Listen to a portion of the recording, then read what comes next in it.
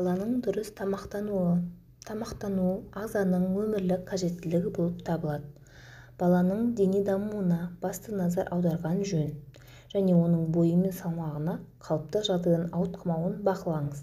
Қыз баланың рационында эритроциттердің қалыптастыратын, көмек беретін құрамында темірі бар тағамдар болуы тиіс. Ал ұл балаларға цинк және Е витамині бай тағамдар көбірек қажет. Қосымша тамақты бала 6 айдан соң бастап ішеді. Яғни ол кезде балаға көкөніс пюресі, йогурт, жеміс пюресін берген жөн.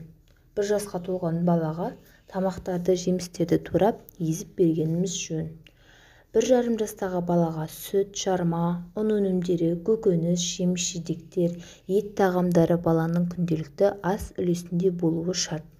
Қақталған сүрленген шұжық, яғни оны балаға 2 жастан кейін жегізген жөн. Бала 3 жасқа толғанда жанұясымен бірге дастархан басында тамақтануы тиіс. Тәтті тағамдар баланың артық салмақ қосуына бірден-бір себеп.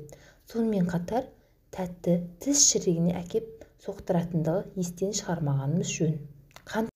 Қантты артық тұтыну баланың тәбетін жойып, қоректік заттарды бойға сіңіруге қолайсыз жағдай тудырады. Негізінде тамақтану әдеті ата-анаға тікелей байланысты. Баланың тамақтануына аса мән бергеніміз жөн.